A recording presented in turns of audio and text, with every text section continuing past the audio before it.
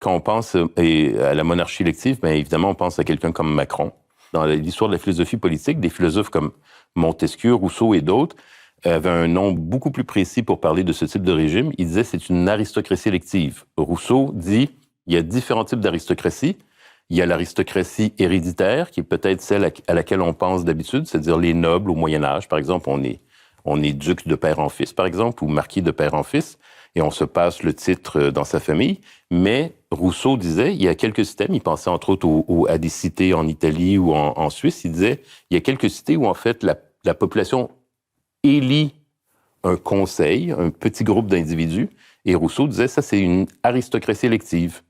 Parce que pour Rousseau, Montesquieu et bien d'autres, en fait, une démocratie, c'est quand le peuple gouverne réellement. Si vous votez pour des gens qui vont vous gouverner, ben en fait, vous n'êtes pas en démocratie. Et c'est ce que pensaient les pères fondateurs. Mais eux, ils étaient d'accord avec l'aristocratie élective, évidemment.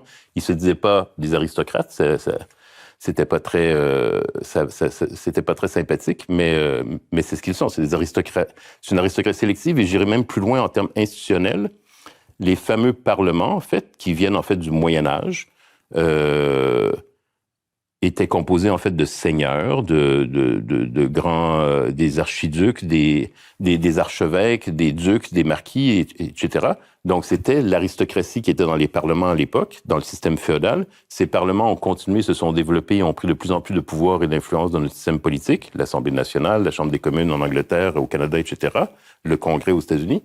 Et en fait, les députés qu'on a aujourd'hui, en fait, ce sont les héritiers des aristocrates, des nobles qui siégeaient dans les premiers parlements. C'est juste qu'ils ont remplacé la cotte de maille par le veston-cravate. Ils n'ont pas changé le système, et donc ils ont réussi à faire croire que le régime parlementaire, le régime électoral, en fait, pour le dire plus précisément, le régime électoral, c'est de la démocratie, en faisant croire, en fait, au peuple, ou en tout cas à une partie du peuple, que simplement voter pour se doter de gouvernants, pour mettre des gens au pouvoir, c'est ça la démocratie, ce qui est évidemment un non-sens.